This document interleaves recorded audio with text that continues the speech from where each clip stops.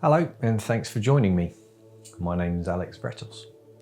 So as you've probably worked out already as you've made it this far, I'm a therapeutic hypnotist. I'm a change worker, I'm a hypnotherapist, and I do a bit of counselling as well. And it's my job to help you change your mind if you are experiencing unwanted thoughts, feelings, or behaviours.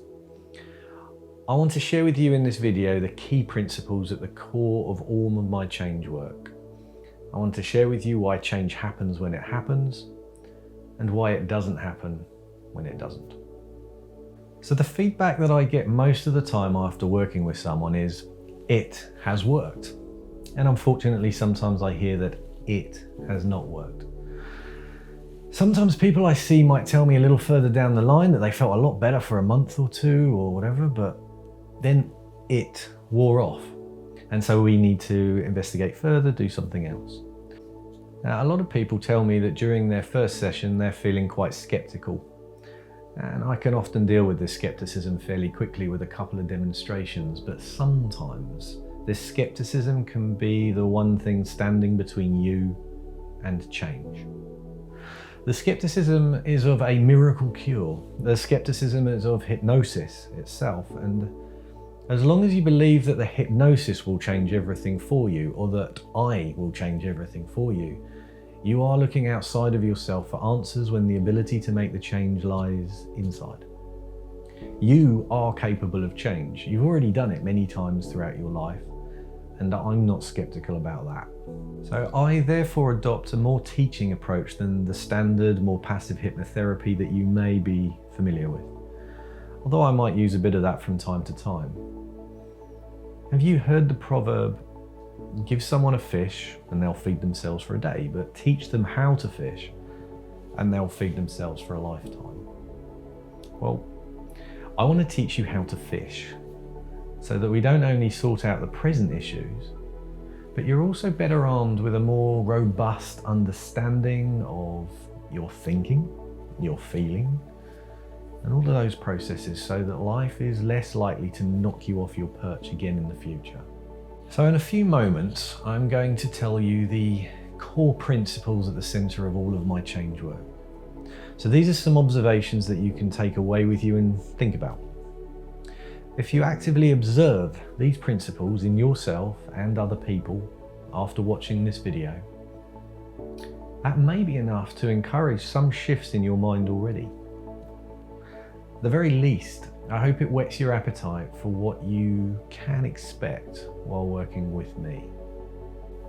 I want to teach you more about how to apply these ideas in order to enable you to see your own mind clearer, and therefore gain a greater sense of mastery over your thinking and your feeling. Now, there's plenty of jokes around about the various seemingly unnecessary things we learned in school. But ever since my first NLP course when I was about 24, I've wondered why I was never taught the nature of my own thoughts and emotions in school. We think and we feel every moment of every day.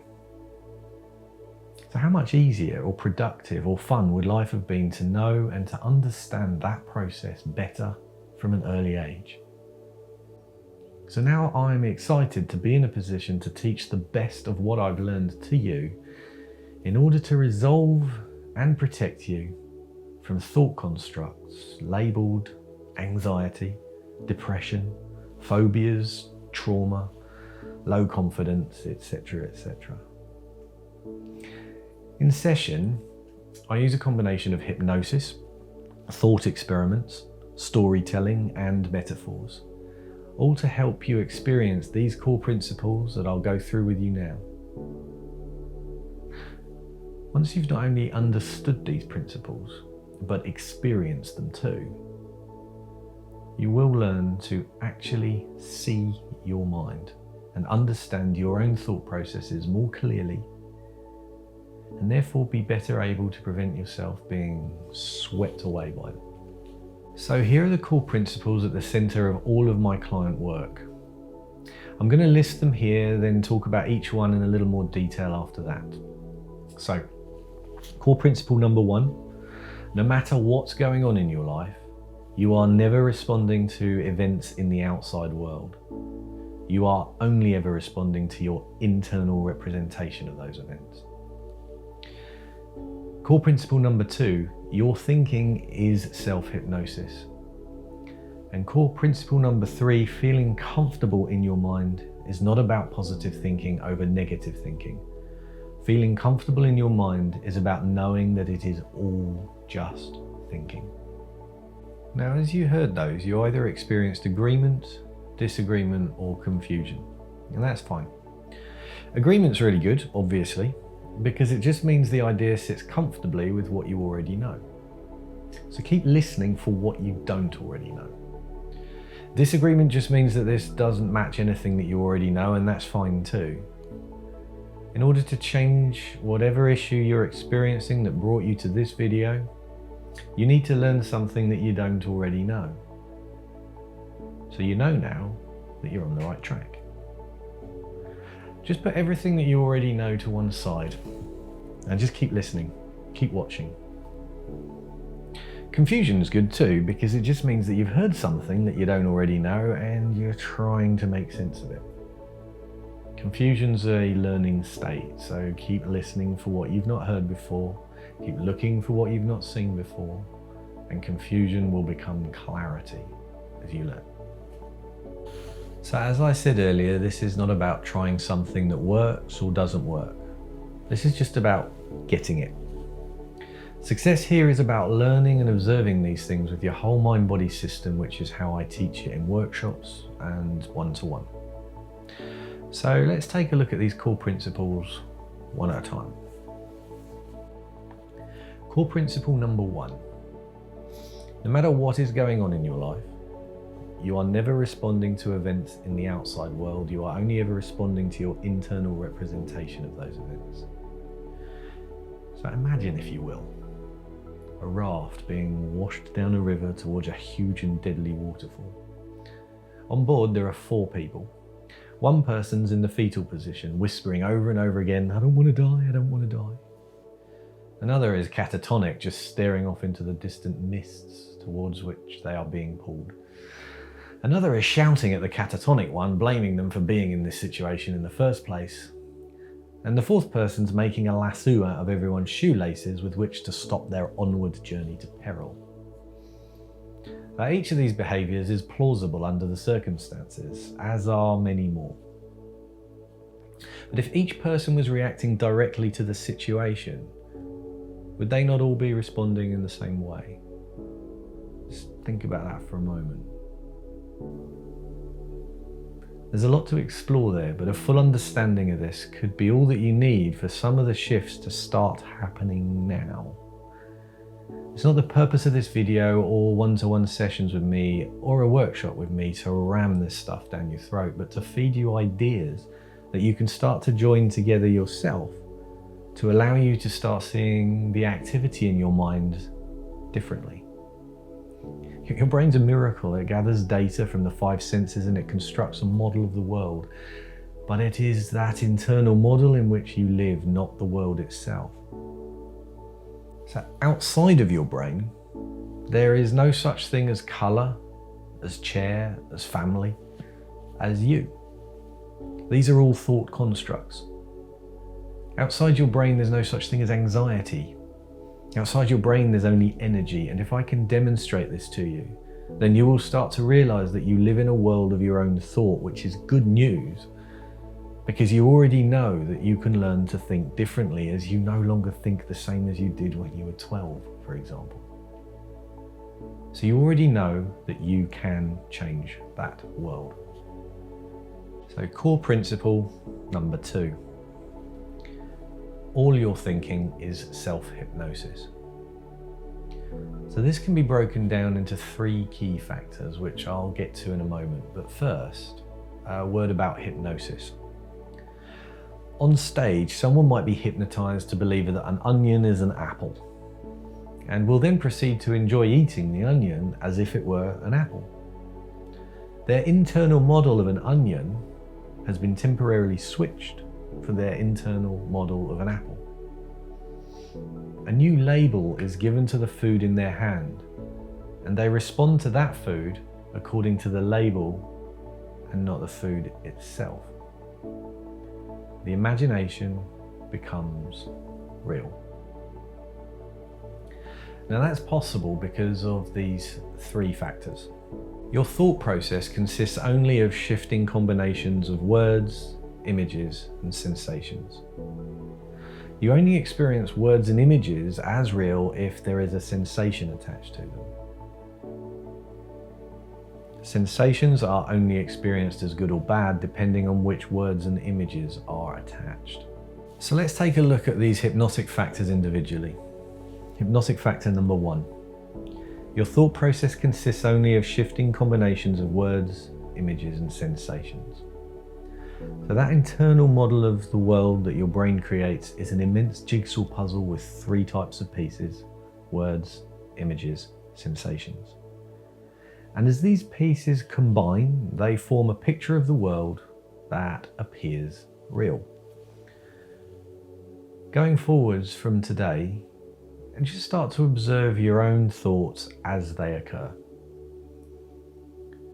Can you find anything within them that isn't words, isn't images, or isn't a sensation? Just give it a try. In session, I guide you through exercises to really observe this phenomenon. Hypnotic factor number 2. You only experience words and images as real if there's a sensation attached to them. So many of these jigsaw pieces float around in your mind without a home. You may or may not be consciously aware of words and images that drift into the mind over the course of the day and then drift out again. You may be aware of random thoughts that you quickly dismiss because they don't seem relevant to what you're doing. This is because you're not experiencing that thought with your whole mind-body system. If there's a feeling attached, then those words or those images feel real to you. The picture of the world that that combination of jigsaw pieces makes becomes real. The thought or belief feels like you because you're experiencing it with your whole mind-body system. The imagination becomes real. So how good would it be to understand that detrimental thought processes are just combinations of words, images, and sensations, and you are able to pull those combination of pieces apart in your mind so that they no longer seem real. In session, I use hypnotic suggestion to demonstrate this and guide you through the process of identifying and separating detrimental combinations of images, words, and sensations in your mind, and then constructing more positive combinations in their place. So, hypnotic factor number 3. Sensations are only experienced as good or bad, depending on which words and images are attached. So I've worked with a lot of people who experience anxiety, yet their experience of it is rarely, if ever, identical. Some people describe a tightness in the throat, some a heaviness in the chest or a churning in the gut, to name just 3. But none of those experiences are inherently anxiety. This is the self-hypnosis bit. Let's say Jude receives some criticism at work and she experiences that tightness in her throat. She immediately and habitually attaches the label anxiety to that feeling, which begs the question, why am I feeling anxious? Which inevitably activates an inner narrative to justify and explain the anxious feeling, which means the anxious experience intensifies. The imagination becomes real. Now, what if the tightness in the throat is just a tightness in the throat? What if the label of anxiety is never assigned to that sensation? Anxiety is just a word, after all. What difference would that make to Jude? In session, I take you through this process and the sensations always become neutral, become something quite pleasant, or it disappears completely. Now, the third of the 3 core principles. Feeling comfortable in your mind is not about positive thinking over negative thinking. It is about knowing that it is all just thinking. To finish therapy with the expectation to never ever have dark thoughts again is to leave yourself vulnerable to similar problems in the future. However, to leave understanding that those dark thoughts, if they return, they can't hurt you, that's to leave bulletproof. To understand with your full mind-body system, both intellectually and in that place where you feel, that your thoughts are an illusion. You may still get knocked off your feet from time to time, but you won't need to stay down for long. You're at your very best and your very worst when you forget that you're thinking. So to know how to step back from your thought process and see that you are thinking when you need to is to have a greater sense of mastery over your own mind. In session, I can demonstrate to you the difference between knowing you are thinking and forgetting you are thinking. It's interesting. So these have been the core principles of my work. Whether working one-to-one or in groups, my aim is not only to help you see these ideas in your own thinking, but to actually experience them as well, so that you can see through the illusion of your own thoughts. I offer 3 services. There's one-to-one therapy, I do group workshops, or corporate services where I can put together tailored workshops or one-to-one support based around any challenges that your employees might be facing. So please click through from the relevant panel below to see more information on what you're interested in, and I look forward to hearing from you. Or at the very least, it would be great to see you sign up to the newsletter for periodic news and ideas about feeling more comfortable in your own mind. Thanks for watching. Hopefully see you soon.